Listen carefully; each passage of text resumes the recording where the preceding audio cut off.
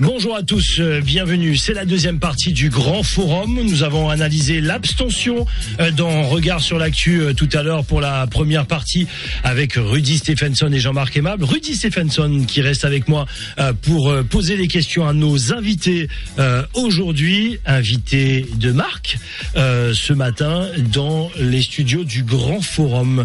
Et puis avec vous également, chers auditeurs, au 05 94 25 76 25, vous le savez, les débats sur Radio Pays, c'est souvent avec vous. Rudy Stephenson est avec nous pour analyser les débats. Bonjour Rudy. Bonjour, rebonjour. Ça va bien ? Ça va, toujours bien. Prêt à en découdre avec nos soutiens, ce sont les soutiens aujourd'hui. Ah oui, enfin en découdre, à bien discuter, à bien partager, bien sûr. On va bien sûr discuter et partager avec vous. On entend beaucoup de choses, notamment sur les réseaux sociaux, notamment sur le fait que dans la campagne, il y a des autres candidats. C'est important pour une certaine clarté. Avec nous, honneur aux dames, Daniel Obono, France Insoumise, le soutien de Davy Riemann. Daniel Obono, bonjour. Bonjour. Comment allez-vous ? Très bien, merci. Très bonne campagne sur le terrain ? Très bonne campagne et puis surtout une première fois en Guyane et donc c'est un plaisir de rencontrer les habitants et les habitantes et j'apprends beaucoup donc je suis très heureuse d'être ici. Bienvenue en Guyane.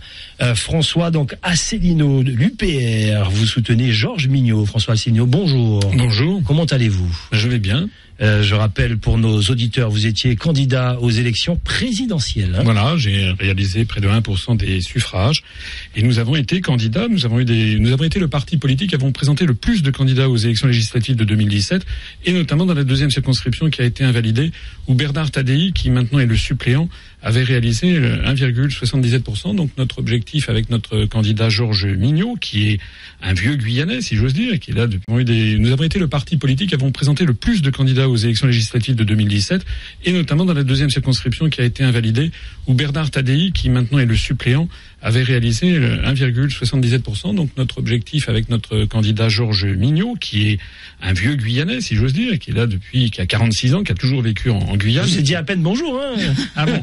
Alors c'est juste une intro. D'accord. Ben, je voulais vous dire que voilà, je suis arrivé. Première fois en Guyane aussi. Non, pas du tout. Ah oui, pas première. Oui, c'est vrai. Non, j'étais déjà venu assister à un tir de la fusée, Ariane à Kourou. Oui. Et puis là, je vais aller rencontrer beaucoup de gens sur le terrain, bien sûr. Très bien. Avec nous également, donc, Alix Madeleine, bonjour. Monsieur Vernet, bonjour. Monsieur Stevenson, bonjour. Monsieur Asselineau, Madame la députée, bonjour. Bonjour. Comment allez-vous ? Comment ça se passe sur le terrain, la campagne ? Ça va, on est sur le terrain, on se bat. D'abord, permettez-moi de saluer... Je rappelle, un Guyane Rassemblement, le soutien de l'ENAICAD. Tout à fait. Permettez-moi de saluer les auditeurs, auditrices de Radio Pays. Comme je vous le disais, sur le terrain, ça se passe. Donc je suis là, effectivement, en tant que soutien de monsieur Lénaï-Cadon. Alors, effectivement, vous l'avez si bien dit, un député, ce n'est ni un maire, ni un président de collectivité, notamment. Un député, ça vote des lois, c'est des propositions de loi. Ce n'est pas très glamour pour nos débats, mais à travers la personnalité, on pose des questions pour savoir s'ils vont défendre certains dossiers. Et c'est à travers cela que les gens pourront voter ou non. La première partie de notre émission, c'était l'abstention. D'après vous qui avez cette expérience politique, pourquoi les gens ne se déplacent pas ? Qui plus est pour les législatives, pourquoi on va se déplacer pour Georges Mignot ? Je vous pose la question, François Asselineau. Si vous voulez, s'il y a de plus en plus de Français qui ne se déplacent plus pour aller voter, c'est parce qu'ils constatent que lorsqu'ils votent à droite ou lorsqu'ils votent à gauche, en réalité, ils ont la même politique, qui est une politique de démantèlement général, à la fois des protections sociales, du droit du travail, également de disparition, disparition même de ce qu'est la France au niveau international. La France est devenue désormais le supplétif des États-Unis d'Amérique dans tous les domaines, et on est en train d'aller directement vers un conflit très embêtant avec la Russie. Je rappelle d'ailleurs à nos auditeurs qu'il y a des chars français qui sont prépositionnés dans les pays baltes à 500 mètres des frontières russes. Alors, vous avez raison, si je peux me permettre. Là, il s'agit d'élire un député. Il ne s'agit pas d'élire le président de la collectivité de Guyane. Il ne s'agit pas d'élire un maire, il s'agit d'élire un député de la nation. C'est-à-dire que le député qui sera élu, il devra par exemple voter, en vertu de l'article 35 de la Constitution, la guerre ou la paix. Est-ce que, par exemple, que fera les autres candidats, qu'est-ce qu'ils feront si l'Union européenne dans laquelle nous sommes et l'OTAN nous entraînent à la guerre contre la Russie? Nous disons non. Nous voulons sortir de l'Union européenne, sortir de l'OTAN, notamment pour préserver la paix. Mais c'est pas la seule chose. Dans tous les domaines, par exemple, le vote de la loi travail. les lois du travail, tout des directives bruxelloises. Et les directives bruxelloises, si on reste dans l'Union européenne, on est obligé de les appliquer. Alors c'est ça que j'y réponds à votre question, c'est que si les Guyanais veulent vraiment que ça change, il faut pas qu'ils réalisent les mêmes. Sinon, ça ne changera jamais. C'est quand même simple et de bon sens, ce que je dis. Essayez quelque chose de nouveau. Essayez un candidat, le seul candidat, si Georges Mignot est élu, ça sera le seul candidat sur les 577 à l'Assemblée nationale qui proposera le Frexit comme les Britanniques ont choisi le Brexit. On va voir ce qu'en pensent nos autres invités. Daniel Obono, je rappelle, France Insoumise, le soutien de Davy Riemann. Pourquoi on doit se déplacer pour Davy Riemann ?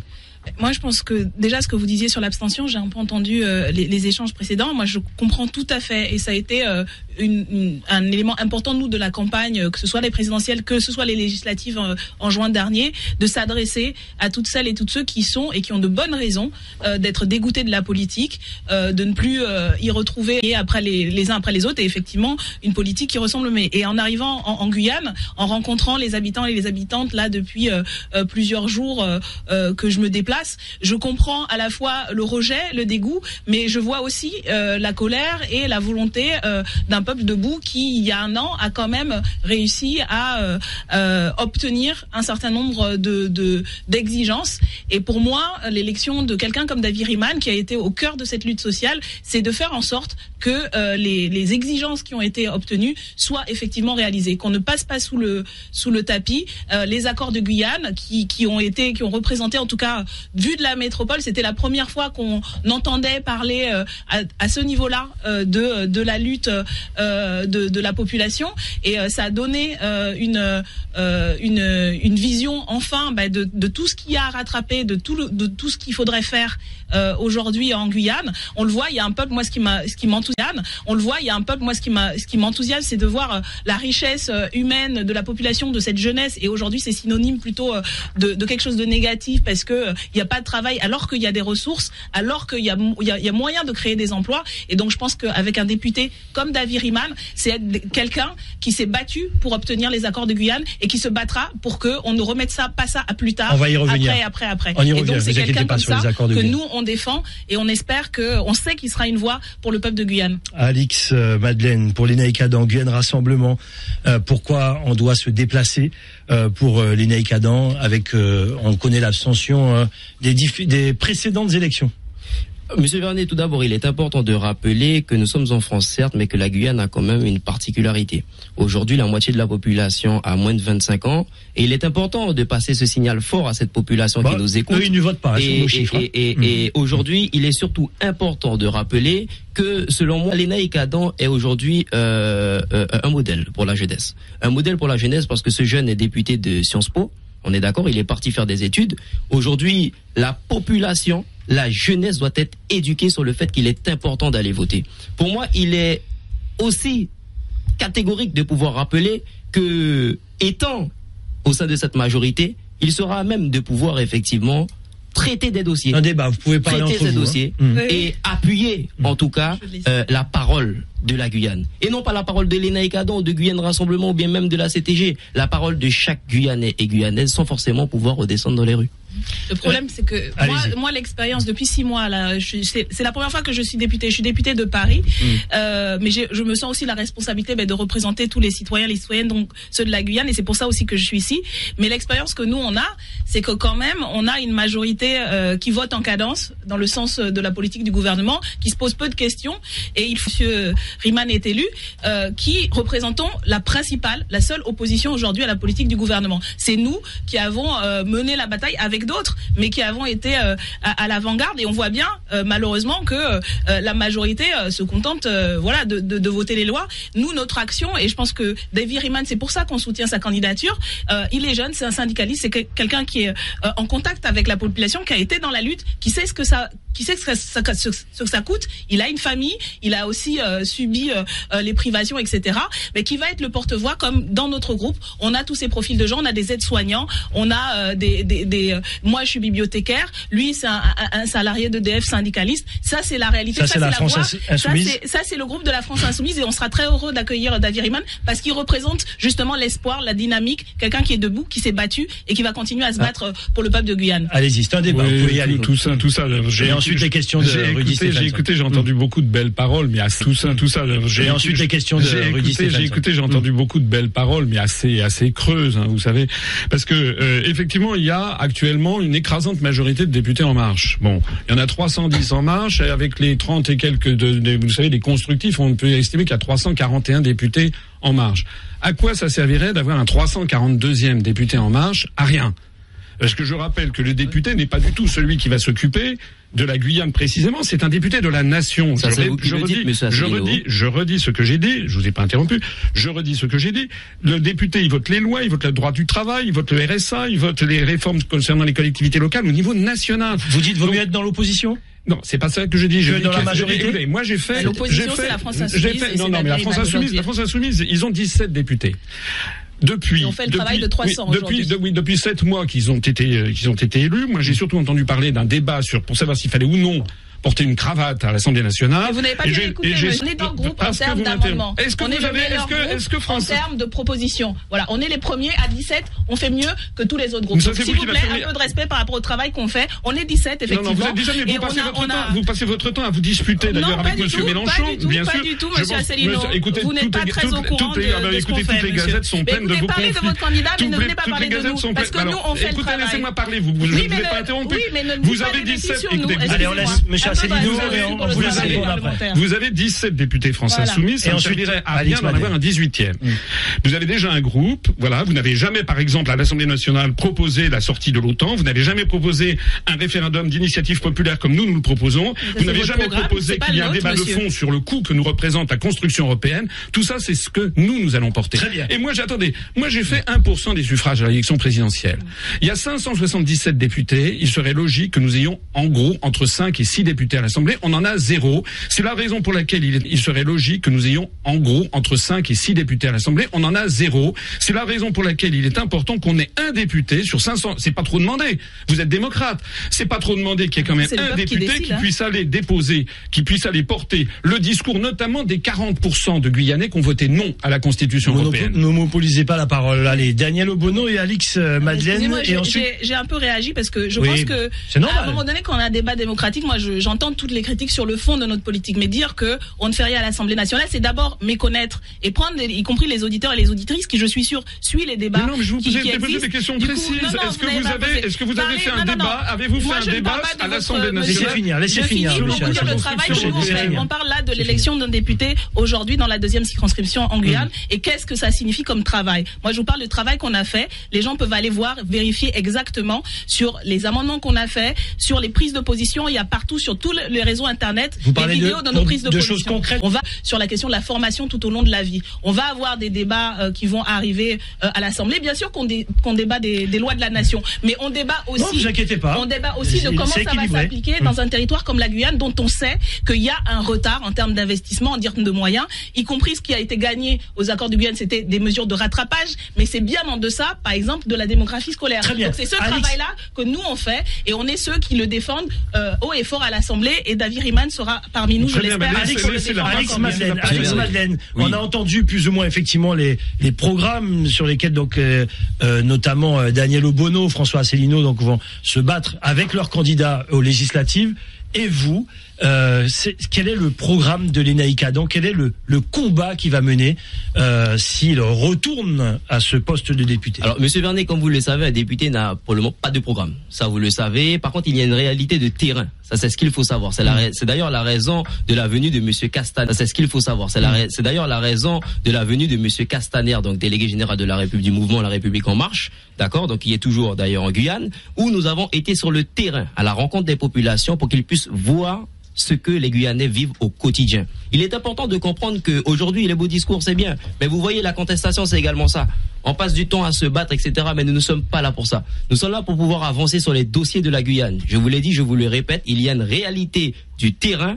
Et j'invite M. Asselineau, qui nous a dit qu'il connaît effectivement la Guyane, à bien vouloir se rendre dans cette 2e circonscription. Mais je vais passer une semaine. Parce que M. Asselineau, vous m'avez dit que vous êtes déjà venu en Guyane, mais vous avez dit que vous êtes venu pour un tir du CNES. La Guyane, ce n'est pas que le CNES, M. Asselineau. Il y a une réalité.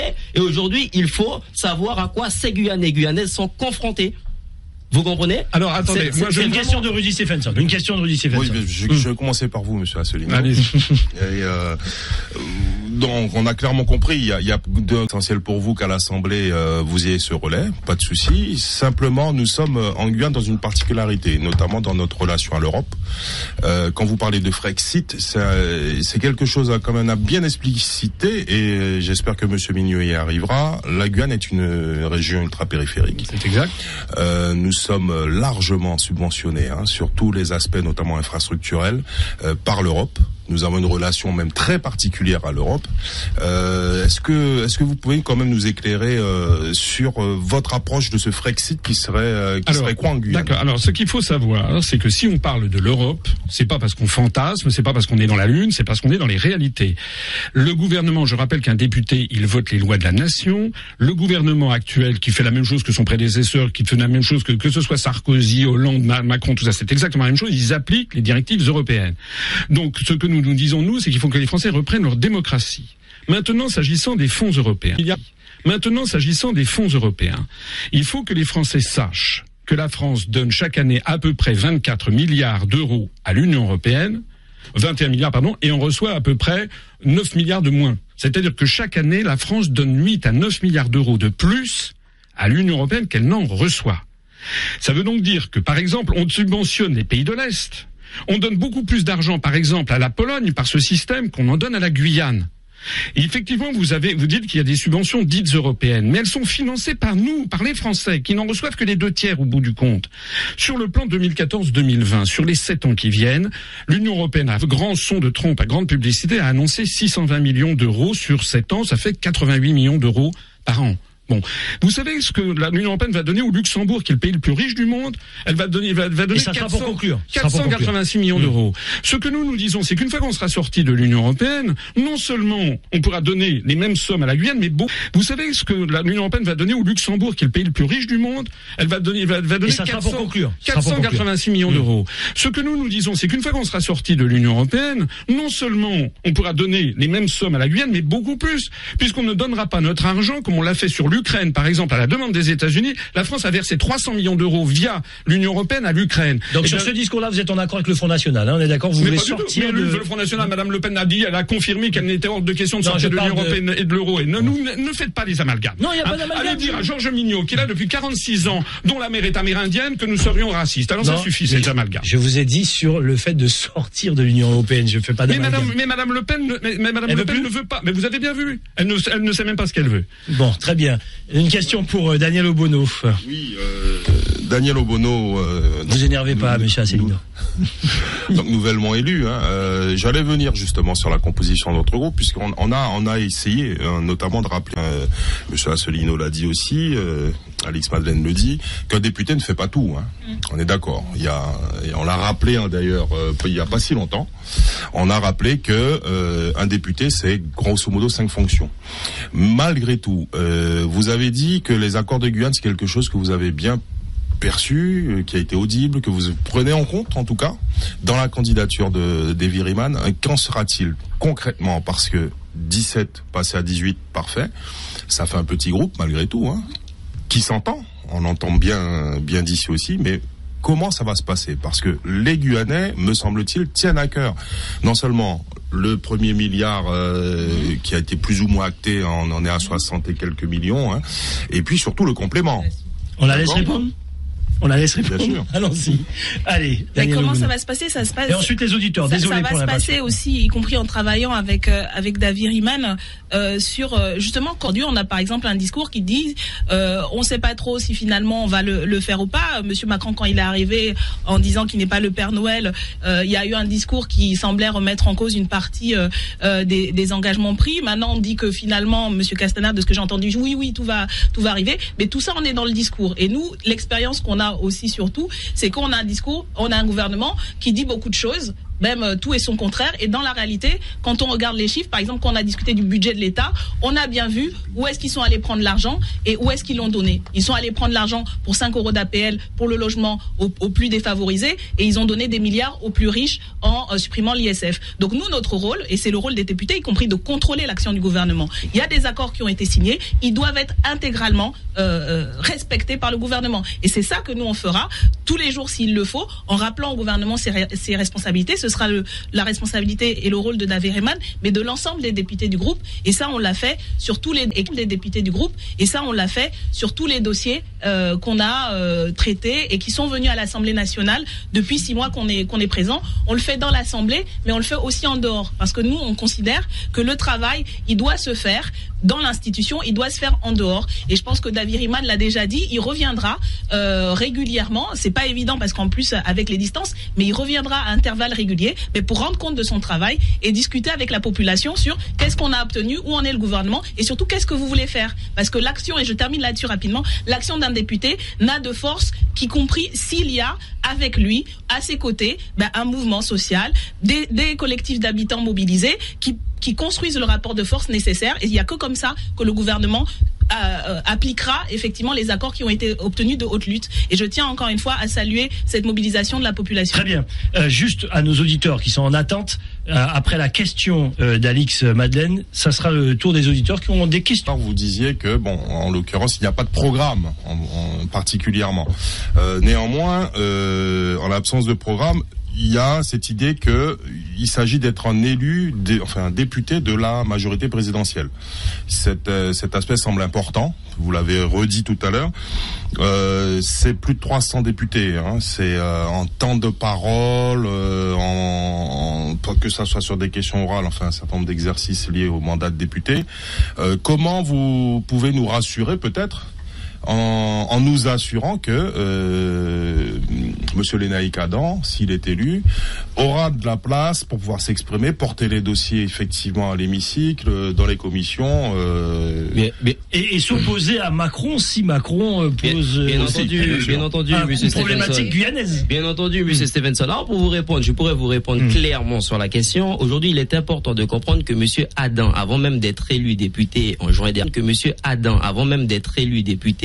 dernier, avait déjà donné une stratégie qui est celle du parlementarisme de couloir, où effectivement il se rapprocherait de chaque ministère pour pouvoir effectivement prendre les coordonnées afin de faire avancer les dossiers de la Guyane. Ça a marché. Monsieur Adam a effectivement un bilan pendant ces 6 mois qu'on a présenté à la population. D'ailleurs, ça serait important que Monsieur Asselineau et la députée, Madame Obono, puissent prendre effectivement connaissance de ce bilan, de ces travaux, pour pouvoir comprendre effectivement qu'il y a déjà un travail qui a été effectué. Madame Obono, si vous le permettez. Et on a déjà aujourd'hui, la Guyane a 2 députés, 2 circonscriptions. Nous avons déjà un député qui est dans l'opposition. On est d'accord? Moi, la question que je pose aux Guyanais, c'est est-ce que l'on souhaite avoir un 2e député dans l'opposition, où on souhaite faire avancer les dossiers de la Guyane avec un député dans cette majorité qui fera un travail de couloir, qui fera un travail effectivement de terrain également, pour pouvoir être un relais de ce gouvernement à l'échelle locale, mais surtout de ce gouvernement à l'échelle locale, mais surtout sur le plan national. Le parlementarisme de couloir, excusez-moi, qu'est-ce que ça veut dire? Alors c'est quoi pour vous?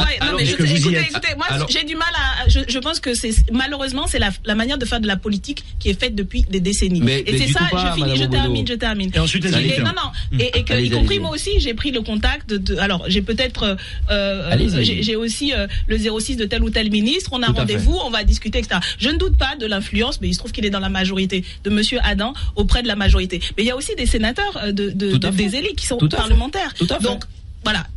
Posons la question de est-ce que cette stratégie d'être dans la majorité et de prendre des contacts des ORS, je finis là-dessus. Notre conception de la politique, c'est justement d'en finir avec cette manière de faire où on passe dans les couloirs à l'abri des regards indistraits, parce que, y compris, moi je pense que c'est une erreur, parce qu'on ne construit pas un rapport de force comme ça. Moi je fais partie de la délégation Outre-mer, où on retrouve l'ensemble des élus des couloirs et les auditeurs. Je suis désolé. Parce que sinon le gouvernement n'écoute pas. Et aujourd'hui, c'est le rapport de force qu'il faut construire. Malheureusement, les députés de la majorité n'ont pas tendance à construire ce rapport de force, et plutôt à applaudir le gouvernement qu'à contester les problèmes. Je vous ai laissé finir. Il est important de vous préciser que, comme je vous l'ai dit, la Guyane a une particularité. On est d'accord ou pas? Aujourd'hui, les Naïk Adam ne viennent pas d'arriver. Il y avait des personnes qui étaient là effectivement avant lui. Il y avait un gouvernement avant ce nouveau gouvernement qui est en l'occurrence la République en marche. On est d'accord? Si on prend les dossiers, on peut faire également un bilan de ce qui a avancé ou pas. On est d'accord ou pas? Nous avons eu des députés qui étaient effectivement dans l'opposition dans la majorité. On a vu ce que ça donnait. Aujourd'hui, moi, ce que je vous explique, la politique de M. Adam est une politique de proximité. Il souhaite être un relais au niveau de ce gouvernement. Et il connaît la deuxième circonscription. Non, tout ça, si vous me permettez d'intervenir, tout ça, c'est la politique aérienne dont les Français ne veulent plus. S'il y a énormément de gens qui s'abstiennent, en politique aérienne dont les Français ne veulent plus. S'il y a énormément de gens qui s'abstiennent, c'est justement ils ne veulent plus entendre parler de lobby. On a un gouvernement et on a une Assemblée nationale qui fixe la politique de la France. C'est-à-dire que les députés, ils vont voter notamment, éventuellement, une motion de censure pour ou contre le gouvernement. Ils votent les lois de la France. Ils ne votent pas spécialement. Ils sont pas là pour faire du lobbying, pour avoir un petit morceau de route dans la circonscription de la deuxième circonscription. Il y a pour ça la collectivité de Guyane, vous avez pour ça les maires, vous avez les conseillers départementaux, vous avez énormément de gens qui le font, sans compter effectivement les syndicalistes. Là, on élit un député. Si Georges Mignot est élu, il sera le seul candidat à représenter les 40% de Guyanais qui ont voté non à la Constitution européenne. Il sera le seul candidat à proposer un référendum d'initiative populaire pour que les Français, et notamment les Guyanais, puissent s'emparer des sujets qui les préoccupent. Il sera le seul candidat qui demandera au gouvernement d'expliquer combien coûte la construction européenne à la France chaque année. Il sera le seul candidat à exiger qu'à chaque fois qu'on envoie des troupes illégales dans des pays, dans des zones, sera le seul candidat à exiger qu'à chaque fois qu'on envoie des troupes illégales dans des pays, dans des zones de conflit, comme par exemple la Libye ou le Moyen-Orient, eh bien, il y ait d'abord un vote à l'Assemblée nationale. C'est l'article 35 de la Constitution qui est en réalité bafoué. Il sera le seul candidat à s'interdire et à voter contre un éventuel conflit contre la Russie. Il sera le seul candidat à expliquer aux Français qu'on ne peut pas changer la construction européenne parce que les traités s'appliquent, se modifient à l'unanimité. C'est l'article 48. C'est-à-dire que nous sommes ligotés par une institution qui s'appelle la construction européenne, qui en fait a vidé de substance les grands choix politiques et démocratiques du peuple français. On vote à droite, on vote à gauche, on a toujours la même politique et le résidu final de tout ça, eh bien, c'est une politique de couloir comme celle qui vient nous être donnée où on vient mendigoter pour avoir 3 francs 6 sous, 3 euros. Il fallait venir plus les auditeurs pour le dire. Les auditeurs.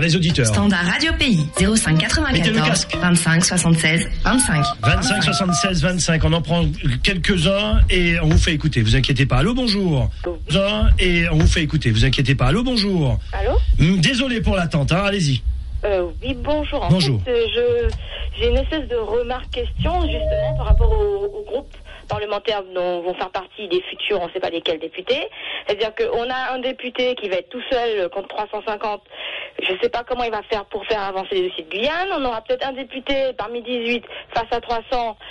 Ok, ça, c'est le groupe de l'opposition, mais alors l'opposition pour se faire écouter, c'est compliqué. Et puis on a un dernier, tout seul dans 300, noyé dans la masse, qui va aller murmurer dans les couloirs pour aller demander des choses. Moi, ça me paraît pas très probant tout ça, en fait. C'est ça qui me dérange.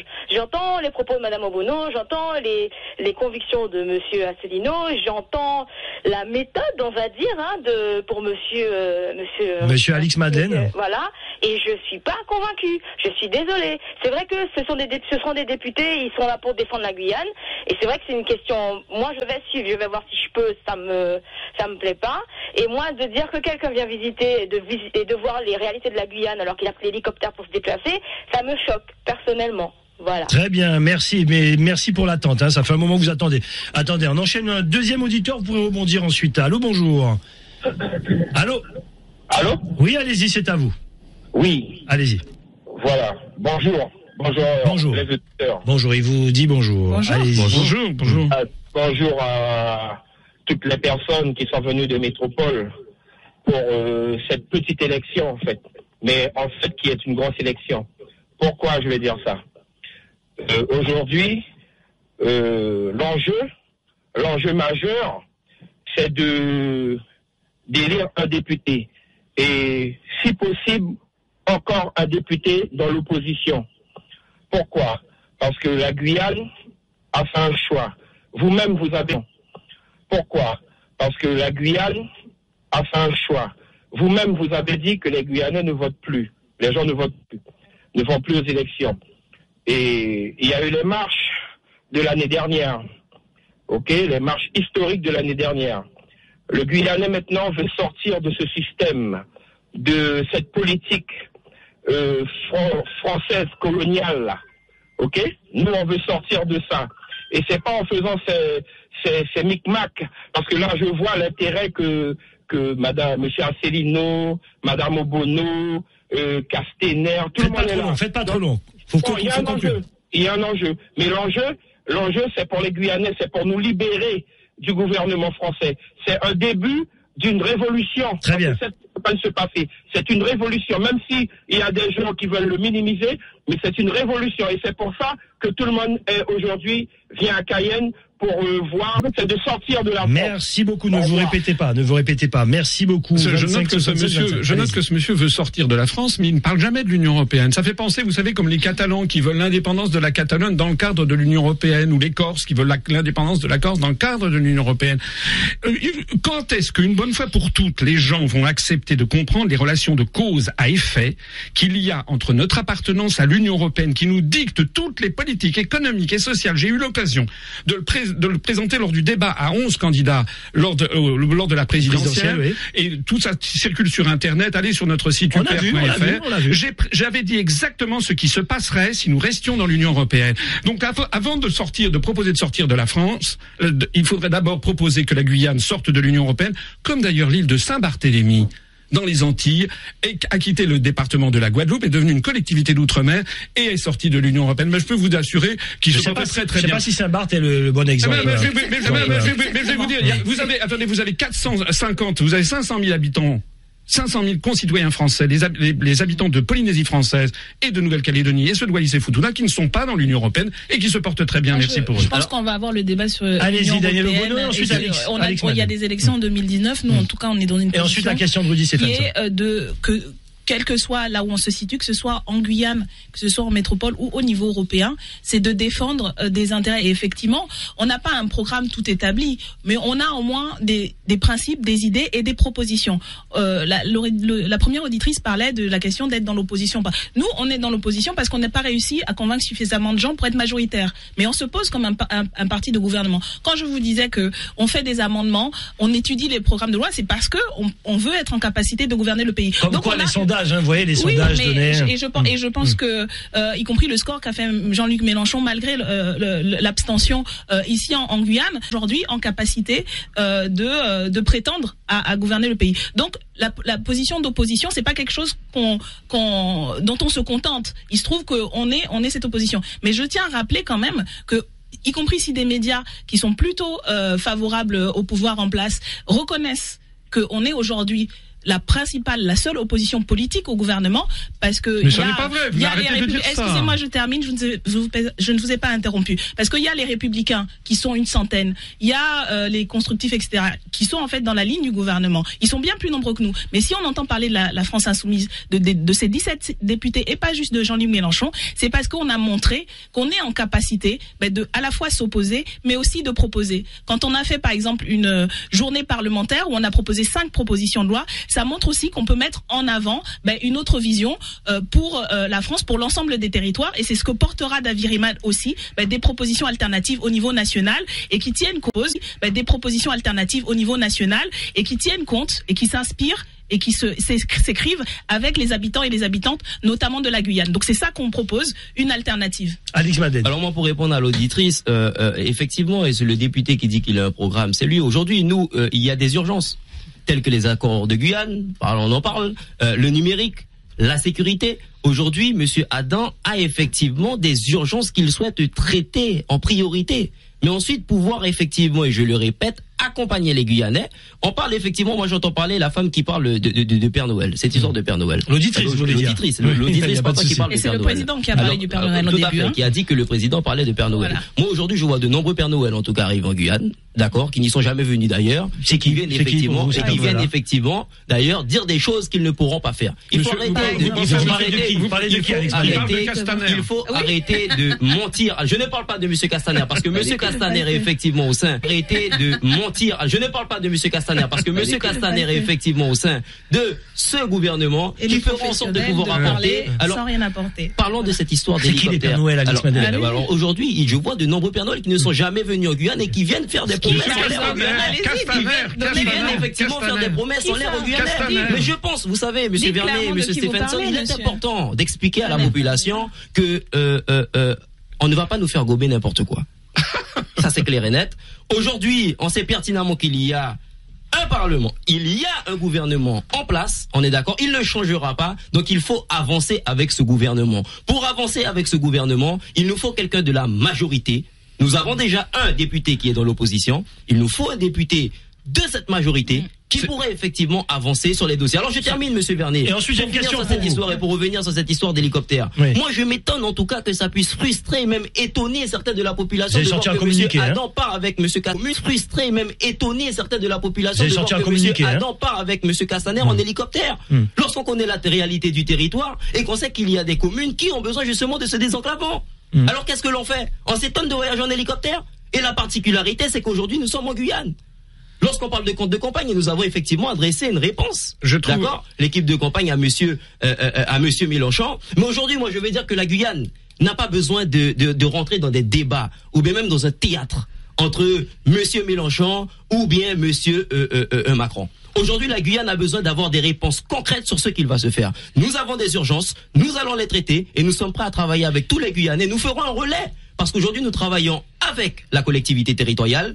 Nous travaillerons avec les maires pour pouvoir effectivement avancer et apporter de vraies réponses aux Guyanais. Merci Alice Madeleine. Pour que le débat soit juste, parce que souvent on pose la question à Lénaïque Adam, qu'est-ce que vous avez fait depuis 7 mois? Je vous pose la question, France Insoumise, combien d'amendements? Bilan qu'on a fait sur notre site de la France Insoumise, il y a y compris, c'est pas des amis, c'est pas des gauchistes, le journal Capital qui a fait le travail de voir le nombre d'amendements qu'on avait fait. On est le premier groupe parlementaire en termes de propositions d'amendements, d'intervention. Et quelles sont les réponses qu'on a oui, c'est les réponses qu'on attend. Parce que les questions c'est bien, on peut aussi poser des questions. Mais les réponses, quelles sont les avancées? Je suis en train d'y répondre. Moi, je tiens à redire, faire avancer le gouvernement, c'est pas être opposition ou majorité, c'est faire avancer les dossiers. Par exemple, les accords de Guyane. Excusez-moi, je pense que quelqu'un comme David Riemann. Répondez à ma question. Oui, non, mais madame, par contre, je tiens à votre bienveillante attention que les accords de Guyane, ce n'est pas David Riemann. Les accords de Guyane, c'est effectivement un collectif qui a été mis en place avec les élus qui ont traité les accords de Guyane. Est-ce que je peux avoir... Là, je suis en train de... Excusez-moi, vous êtes en train... J'étais en train de répondre, monsieur. Pardonnez-moi, madame Obono. Non, mais je ne parle pas, je vais terminer ma réponse. Ne concernent pas monsieur Riemann. Monsieur Riemann ne s'est jamais approprié les accords de Guyane. Monsieur Riemann ne s'est jamais approprié les accords de Guyane. C'est pas une appropriation. Il est effectivement menacé de dossier. Monsieur, si vous m'aviez laissé terminer, vous ne feriez pas ce genre d'amendement. Donc je dis quelqu'un, mais oui, mais là vous êtes en train de faire la désinformation. Je ne fais pas la désinformation. Où est-ce que j'ai dit? Je vous reprends effectivement sur le moment où vous avez dit que monsieur Riemann c'est les accords de Guyane. Non, je n'ai pas dit ça. J'ai dit quelqu'un comme monsieur David Riemann sur les accords de Guyane, il sait de quoi il parle. Et pourquoi pas monsieur Adam? Il était effectivement là. Monsieur Adam était là. Moi je parle. Par contre vous n'y étiez pas. Mais monsieur Adam y était. Moi j'y étais. Monsieur, est-ce que je peux terminer, d'accord? J'étais présent sur le terrain. Monsieur, est-ce que je peux terminer? Monsieur Asselineau, je ne sais pas si vous y étiez. Excusez-moi, monsieur, calmez-vous. Non, mais je suis très calme. Oui, mais vous n'arrêtez pas de me couper la parole. Donc si vous me laissez terminer ma phrase, plutôt que d'essayer d'embrouiller les auditeurs, les auditrices, je dis que quelqu'un comme David Riemann, il sait de quoi il parle. Vous me disiez comment on fait avancer les dossiers. Tout à fait. Mais quelqu'un comme David Riemann, Lénaïque Adam, peut-être que c'est ce qu'il a fait depuis 6 mois. Peut-être c'est ce qu'il a fait depuis 6 mois. Mais pour le moment, on ne voit pas ce que ça a fait. Moi, je pense que c'est ce qu'il a fait depuis 6 mois. Peut-être c'est ce qu'il a fait depuis 6 mois. Mais pour le moment, on ne voit pas ce que ça a fait. Moi, je pense que quelqu'un comme monsieur David Riemann, s'il vous plaît, laissez-moi finir de parler. Allez-y, Jean-Claude. Quelqu'un comme monsieur David Riemann sait de quoi il parle, a été sur la lutte avec beaucoup d'autres et défendra. Et pour faire avancer le gouvernement là-dessus, il faut pas juste faire les trucs de couloir. Il faut mettre sur la place publique. Il faut mettre dans les médias cette parole-là. Et nous, c'est ce qu'on a fait. Non seulement on a travaillé les dossiers, donc je reviens à la question initiale, non seulement on a travaillé les dossiers, preuve à l'appui sur les amendements qu'on a proposés, mais on a aussi mis en lumière un certain nombre de choses et le gouvernement a été obligé de nous répondre. Parce que quand on fait les questions orales au gouvernement, c'est pas comme la majorité. La majorité, ils font des questions pour que le gouvernement puisse dire voilà la politique qu'on fait, pas pour répondre au vrai débat. Donc, nous on pose des questions où ils sont obligés de répondre et surtout on informe la population. Donc, à travers notre intervention. Monsieur Asselineau, et ensuite elle pourra vous répondre. J'étais suffisamment coupé pour pouvoir terminer mes phrases. François Asselineau. Coupé la parole, Charles. Allez-y. Moi, je trouve que ce qu'a dit M. Madeleine, 342e député En Marche, il serait sanctionné. Pas du tout, c'est incroyable. Si, c'est ça que vous avez dit. Laissez-moi parler. Laissez-moi parler. Laissez-moi parler. Il y a en Guyane, comme dans tous les départements français, dans toutes les régions, vous avez des structures de l'État. Vous avez un préfet qui est là pour appliquer une politique du gouvernement. Vous avez des collectivités territoriales. Vous avez des maires. Vous avez une collectivité de Guyane qui sont là pour faire ce que M. Madeleine appelle avancer les dossiers. On n'a pas besoin d'avoir une 587e personne pour faire avancer les dossiers sur la Guyane. En revanche, on a besoin d'un député, et je reviens sur ce que je disais tout à l'heure, un député qui va voter les lois de la nation, qui s'appliquent à l'ensemble de la nation. C'est la raison pour laquelle, moi j'en ai assez d'entendre parler de quelqu'un qui va faire du lobby.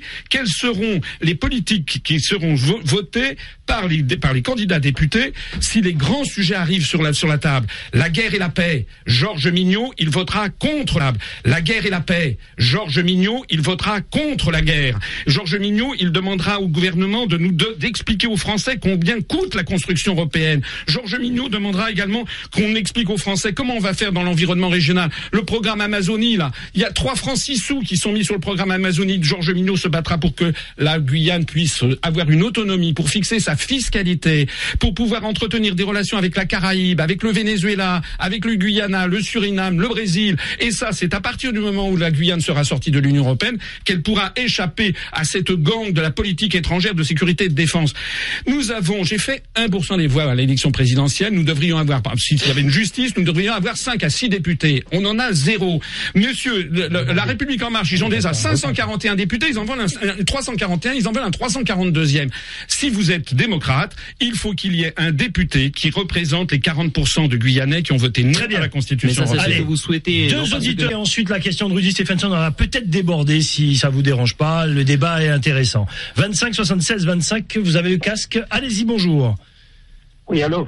Oui, allez-y, faites court, faites court. Bonjour, j'aurais voulu poser une question d'abord au représentant de M. Adam. Allez-y. Il parle de sécurité. Trouvez-vous normal, monsieur, qu'en Guyane, on se fait agresser tout le temps, et que le président de la République est arrivé en Guyane, ils ont mis à sa disposition des cargaisons de policiers, de gendarmes et tout ça. Pouvez-vous me dire, est-ce normal qu'une personne comme M. Adam, qui fait partie du gouvernement, demande à avoir une route pour Maripasoula afin de désenclaver sa commune? Le président dit qu'il n'a pas de sous. Allez-y, il va répondre. Il n'est pas le Père Noël. Il va répondre. En ce qui concerne le foncier, j'aurais voulu vous poser à côté sans foncier. Merci beaucoup. C'est l'État qui possède tout le foncier. Merci beaucoup. Faites court, chers auditeurs. Allô, bonjour. Bonjour. Notez, vous allez répondre après. Allez-y, bonjour. Bonjour. Je vais faire très très court. Monsieur Madeleine, si vous n'avez pas de retenue, sortez du plateau. C'est tout ce que je vous demande. Laissez les gens parler. Eh bien, 25 76 25. Allô, bonjour, c'est à vous. Vous êtes en direct. Bonjour. Bonjour, on vous écoute. J'aimerais préciser 3 choses. Donc, premièrement, rappeler à M. Madeleine que l'éducation est une qualité, donc qui est hyper passionné, mais qui laisse les personnes s'exprimer, qu'il arrête d'interrompre les gens comme ça. J'aimerais également lui rappeler qu'il a un soutien de M. Adam, mais qu'il a des élus en face de lui. Donc, quand on entend le discours de M. Macron, qui souhaite donner du crédit aux élus, il faudrait que ça commence par lui, par les gens qui font partie de l'équipe de campagne de M. Adam. Deuxième chose, j'aimerais également rappeler, et ça je pense que c'est important que la population l'entende, que les accords de Guyane, non, ce n'est pas que des vérimables. J'aimerais également rappeler, et ça je pense que c'est important que la population l'entende, que les accords de Guyane, non, ce n'est pas que des vérimables, non, ce n'est pas que le collectif pour la Guyane décollée, mais que sans ça, le président de la CDG aurait été incapable de voter son budget en équilibre. Il a fanfaronné à la fin du mois de décembre, il a pu le voter, c'est très bien parce que la CDG c'est l'outil de développement de la Guyane, mais il faut rendre à César ce qui appartient à César. Sans le peuple et sans la rue, le président de la CDG était incapable de voter son budget l'année dernière et il n'aurait pas pu plus le voter cette année. Et troisième élément. Pour finir, s'agissant du communiqué de presse qui est sorti sur les moyens utilisés pour faire campagne. Oui, effectivement, l'hélicoptère est un moyen utilisé pour faire campagne pour atteindre certaines zones isolées et certaines communes du fleuve. Mais ce qui est intolérable, c'est que quelqu'un comme M. Adam, qui habite à Saint-Laurent-du-Maroni et qui est censé connaître les spécificités du territoire, considère ça normal. Moi, je trouve que c'est absolument intolérable, justement, qu'on ait à se déplacer en hélicoptère. Et il faudrait, à l'heure actuelle, et qu'on arrête de faire comme si, et qu'on arrête de se défendre avec des moyens utilisés par les uns et par les autres, justifiés par les réalités du territoire. Je termine. Les réalités du territoire, c'est que on est en France. Il faut que la continuité du service public soit assurée et que pour ce faire, il faut que toutes les communes de Guyane soient reliées par la route. Merci beaucoup. Merci beaucoup. Allez, désolé pour les autres auditeurs, on est obligé de bloquer le standard vu l'heure et je vous laisse maintenant répondre avant de conclure parce qu'il y a une question importante quand même de Rudy Stephenson. J'annonce aux auditeurs qu'on va un petit peu déborder. Vous êtes d'accord ou pas? Légèrement, 5-10 minutes, pas plus. Et le journal sera un petit peu décalé. Je vous laisse répondre. Oui, moi je vais peut-être redire, parce que du coup dans l'échange précédent ça a été mal compris. Moi si j'insiste sur les accords de Guyane et que c'est ça qu'on met en avant dans la campagne et ce que David Riemann met en avant dans la campagne, c'est pas pour s'approprier ce chose-là. C'est pour dire que on vient pas promettre, nous, y compris, il est très, très clair, David Riemann, et dans toute la campagne, moi, ce que j'ai vu, c'est qu'on est très clair sur les trucs. On va pas vous promettre telle ou telle chose que d'un claquement de droite. Mais tout ce qu'on peut vous garantir, c'est qu'on défendra pied à pied ce que, effectivement, et je suis vraiment d'accord à le rappeler, pour nous, c'est quelque chose d'essentiel à la France insoumise, de dire que c'est le peuple qui s'est mobilisé et que c'est ce rapport de force-là qui a permis d'obtenir. Et ça, c'est un rapport de force qu'il faut continuer à construire. Et que nous, c'est cette démarche-là qu'on veut faire et qu'on a fait. Et on a cette expérience-là de construire un rapport de force dans l'Assemblée, mais qui s'appuie effectivement sur la mobilisation sociale et citoyenne. Ça, vous pouvez regarder sur tous les sites, sur tout ce qu'on a écrit, sur ce que l'on a fait, notre programme depuis la présidentielle. C'est essentiel, le rapport de force sociale, et que nous, on vient rendre des comptes. On est dans l'Assemblée nationale, mais on vient rendre des comptes régulièrement aux gens pour leur dire voilà ce qu'on a fait et voilà comment on peut continuer le rapport de force. Allez, faites une réponse courte pour les auditeurs, puisqu'il y a quand même une dernière question avant de conclure de Rudy Stephenson. Alex Madden. Alors, moi, tout d'abord, je souhaite répondre à l'auditeur. Alex Madden. Alors, moi, tout d'abord, je souhaite répondre à l'auditrice, donc qui a appelé, d'ailleurs, que j'ai reconnu. Je remercie effectivement pour l'appel, les équipes de Monsieur Riemann. Alors, pour vous répondre, chère dame, j'ai de la retenue. On m'a effectivement pas laissé un temps de parole qui était conséquent aux autres soutiens. J'ai effectivement essayé de répondre. Maintenant, je ne vous permets pas de pouvoir remettre en doute l'éducation que mes parents m'ont remis. Alors, pour répondre au premier auditeur, donc sur cet aspect de la sécurité, des sous, bien même du foncier. Vous savez, je suis ici en tant que soutien. On est d'accord? Le candidat a sa façon de voir les choses, ok, mais je ne parlerai pas ici au nom de Monsieur Adam. Je parlerai en mon nom. On est d'accord, et je répondrai aux questions qui me concernent. Je ne suis pas ici pour représenter Monsieur Adam, je suis ici en tant que soutien. C'est important également de le dire aux auditeurs et éditrices qu'ils puissent bien comprendre que Monsieur Adam ne m'a pas envoyé à la radio. D'accord? Je suis ici en tant que soutien. Je représente néanmoins cette jeunesse guyanaise, cette jeunesse qui a besoin d'avoir effectivement un petit peu des visions plus claires. Donc sur ça, d'accord, très bien. François Asselineau, et ensuite la question. Alors, moi, je voudrais répondre effectivement à l'auditeur qui parlait de sécurité. Monsieur Macron vient, il a plein d'argent autour de lui pour se protéger, et puis ensuite il repart. D'ailleurs, c'est assez curieux, tous ces présidents de la République depuis maintenant un certain nombre de quinquennats qui sont obligés de se réfugier derrière des barrières de force de l'ordre parce qu'ils ont peur en fait du peuple. Moi, je ne prends pas mes compatriotes pour des imbéciles. Je ne fais pas des phrases du style, voilà, je vis sur le terrain, voilà, vive la jeunesse, et tout le monde peut le faire. Moi, je suis là pour dire la vérité, et Georges Mignot, c'est quelqu'un qui, comme moi, est quelqu'un de sincère. Il faut que les Français, et notamment les Guyanais, comprennent quelque chose. Sur le plan, sur les 6 ans qui viennent de s'écouler, le contrat de plan État-région, l'État a versé en moyenne 30 millions d'euros par an à la Guyane. Au même moment, l'État, la République française, a versé 9 milliards d'euros par an à des pays, via l'Union européenne, à des pays de l'Est. C'est-à-dire que, au même moment, l'État, la République française, a versé 9 milliards d'euros par an à des pays, via l'Union européenne, à des pays de l'Est. C'est-à-dire que les choix de notre appartenance à l'Union européenne, c'est que la France, les contribuables français versent 300 fois plus d'argent chaque année à la Pologne, à la Lettonie, à l'Estonie, à la Lituanie, à l'Ukraine, etc., plutôt qu'à la Guyane. Eh bien, moi, je dis que il faut que ça se termine. Il faut qu'on arrête avec ça. Il faut que la France retrouve des marges de manœuvre budgétaires. Il faut que la France puisse redonner à ses propres concitoyens, notamment dans un département comme la Guyane, où le niveau de vie est moitié moindre qu'en métropole. Il faut qu'on fasse des investissements massifs en Guyane, et la France a les moyens de le faire à condition qu'elle sache faire les grands choix budgétaires et politiques. Très bien. Oui, Alix Madeleine. Monsieur Vernet, et ensuite la question de Rudy Stephenson. Pour répondre à l'auditrice, effectivement, sur cette histoire d'accord de Guyane. Je n'ai pas dit que monsieur Riemann n'était pas présent aux accords de Guyane. J'ai dit, par contre, on ne peut pas s'approprier les accords de Guyane, puisque monsieur Adam était également présent au sein de ces accords de Guyane, alors qu'ensuite, ça a permis, effectivement, au président de voter son budget, etc. Je l'entends bien, je le veux bien. On est d'accord, je ne suis pas là pour contrer cela. Mais je dis qu'il ne faut pas que David Riemann, ou bien que l'on fasse comprendre que les accords de Guyane, c'est David Riemann. Parce qu'il y a un collectif. Jamais dit ça, hein. Non, mais c'est pour vous on pourra réécouter. On pourra réécouter toute la bande. Je n'ai jamais dit ça. Ça sera rediffusé ce soir. C'est vous qui avez lancé le sujet. Moi, je n'ai jamais. Ça sera rediffusé ce soir. Vraiment. Je pense que les auditeurs et les auditrices alors, madame, vous me coupez cette fois-ci. Vous comprenez? Je souhaite vraiment appuyer dessus pour que les auditeurs et auditrices puissent bien comprendre que les accords de Guyane ne concernent pas que monsieur David Riemann. La dernière question de Rudy Stephenson, et pour conclure également, mais attention, c'est une question importante. Rudy. C'est en relation un peu à ce qui a déjà été évoqué aujourd'hui dans ce débat, notamment ce qui s'est passé en mars 2017 en Guyane. En septembre 2017, le gouvernement, la ministre de l'Outre-mer lance le chantier des assises de l'Outre-mer. Donc bon, ça c'est un engagement de monsieur Macron pendant sa campagne, et ça concerne effectivement tout l'Outre-mer, donc a fortiori la Guyane. Parallèlement, se sont aussi lancés en fin d'année 2017 l'organisation des États généraux ici en Guyane. Nous sommes sur une double démarche. Est-ce qu'elle converge? C'est pas la question, mais toujours est-il que nous sommes dans cette double démarche. In fine, nous savons malgré tout que s'il y a de fortes chances que ni le livre bleu arrive un jour sur les bancs de l'Assemblée, enfin sur vos tables, sur votre table, et que les États généraux, à un moment donné, prendront le circuit réglementaire, législatif normal.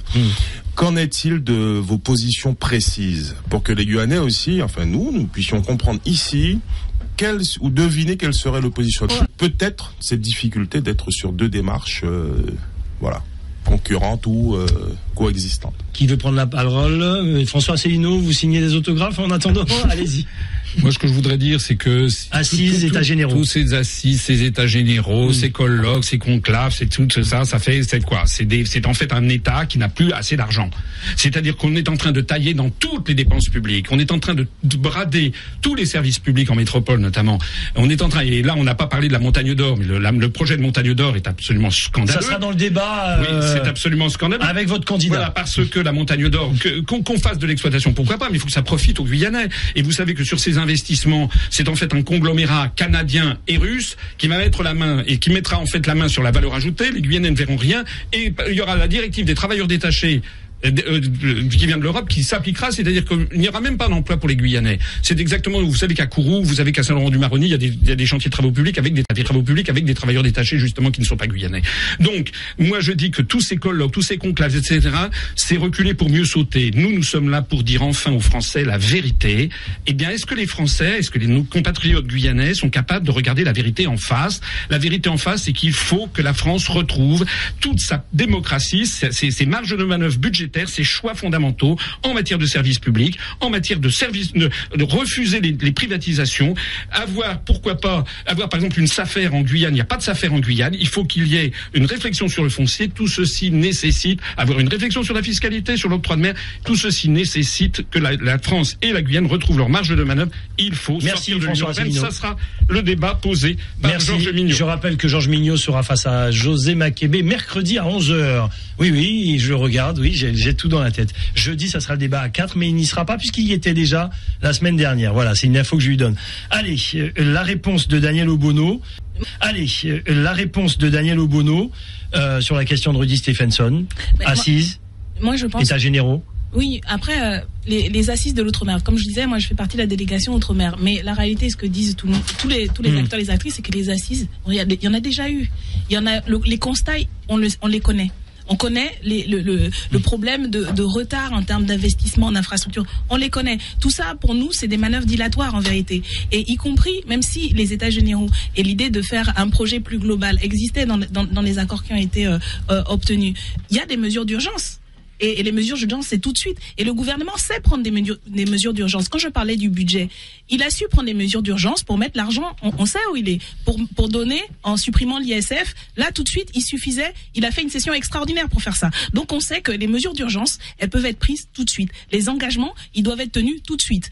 Parallèlement, ce n'est pas contradictoire. On peut ouvrir, y compris, je pense qu'il y a besoin que élaborer effectivement un projet. On voit qu'il y a plein de champs d'investissement, de développement sur la jeunesse, etc., qui doivent s'alimenter de la participation de la population et pas juste des élus ou de gens qu'on a choisis. Donc, c'est pas contradictoire. Le problème, c'est que sur ce sujet, comme sur d'autres d'ailleurs, on nous a dit les états généraux de l'alimentation à chaque fois à l'Assemblée, ils nous disent on ne fait pas ça maintenant parce qu'on attend le rendu des états généraux. Mais sur d'autres questions, ils savent avancer plus vite. Donc, pour nous, c'est une manœuvre dilatoire pour repousser, justement, faire en sorte qu'on oublie, que ce soit plus dans l'actualité, etc. Et ensuite, ils pourront ne pas tenir compte de telle ou telle chose. Il y a des mesures d'urgence. Et là, on parle même pas de... et ça a été obtenu par une lutte collective de l'ensemble de la population, etc. Et c'est ça que le gouvernement doit aujourd'hui respecter. Et ce n'est pas contradictoire. Par contre, ils le mettent en contradiction et c'est ça qu'il faut dénoncer et mettre en lumière et ne pas accepter qu'on repousse encore parce que ça fait trop longtemps effectivement que ça dure et qu'il faut que ça change et qu'il y ait une vraie rupture et pour la place publique parce qu'il n'y a que comme ça en fait. Merci. Il n'y a que comme ça qu'on arrivera à obtenir satisfaction sur les accords. Merci. Allez, Alix Madeleine et la conclusion. En ce qui me concerne les assises de l'outre-mer, fait les accords les états généraux, il n'y a pas de contradiction. Aujourd'hui, moi, ce que je veux dire, c'est que je parlerai en tant que citoyen. Moi, j'ai participé aux états généraux. Pourquoi ? Parce qu'il est important de pouvoir effectivement dire ce que l'on pense. Maintenant, il s'avère qu'il y aura une finalité. On est d'accord ? Il faudra accompagner et voir dans quelle mesure nous pourrons effectivement donner satisfaction à la population. Je rappelle que les états généraux sont également présents pour donner la parole à la population. On est d'accord ? Donc, sûr et certain, il y aura une finition. D'accord ? Donc, je laisse effectivement le soin aux élus, aux personnes qui sont en place de pouvoir mener à bien les différents dossiers. Très bien, messieurs, dames, allez, ce sera la question pour conclure. Pourquoi votre candidat et pas un autre ? Pourquoi on doit voter pour Georges Mignot, pour Davy Riemann ou Lénaïck Adam ? François Asselineau, pourquoi Georges Mignot ? Parce qu'il sera le seul des... Pourquoi Georges Mignot ? Parce qu'il sera le seul des 577 députés français à proposer à l'Assemblée nationale le débat fondamental qui est en train d'arriver dans toute l'Europe.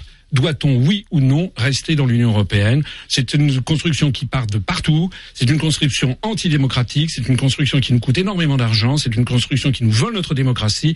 Il faut qu'il y ait, c'est pas trop demandé, c'est quand même pas trop demandé qu'il y ait un député sur 577 qui propose le Frexit. Et vous, Daniel Obono, pourquoi Davy Riemann et pas un autre ? Parce que Davy Riemann est un homme du peuple et qui défendra la parole du peuple.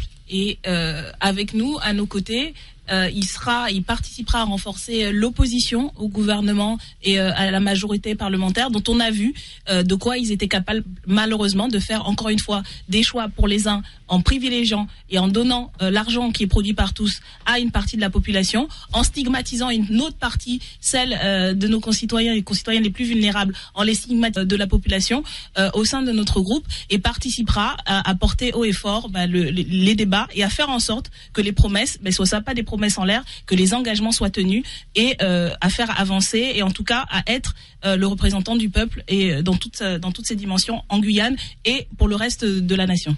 Alix Madeleine, pourquoi Lénaïck Adam ? Je l'ai dit, je le répète. Monsieur Adam est un jeune engagé qui est fraîchement revenu de Sciences Po et qui a aujourd'hui l'ambition de pouvoir faire évoluer les choses. Je l'ai dit que la Guyane aujourd'hui a plus de la moitié de la population qui a moins de 25 ans. Monsieur Adam fait partie de cette majorité territoriale. Il ferait également partie de cette majorité présidentielle.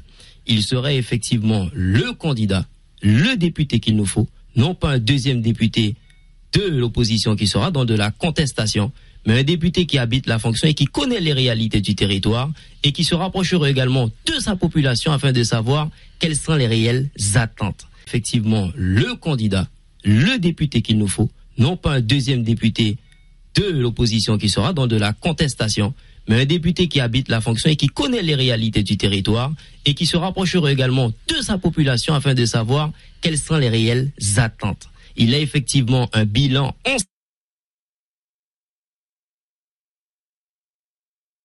cette deuxième circonscription. 11h-13h, le grand forum de Gilles Vernet. Voilà, et je tenais à m'excuser auprès de la rédaction avec un journal légèrement décalé. Merci Daniel Obono, je rappelle la France Insoumise, soutien de Davy Riemann, François Asselineau, UPR, soutien de Georges Mignot, Alix Madeleine, la Guyane Rassemblement, la République En Marche, Lénaïque Adam également. Voilà, merci à Rudy Stephenson d'avoir posé les questions à nos candidats. Merci aux auditeurs d'avoir participé au 25 76 25.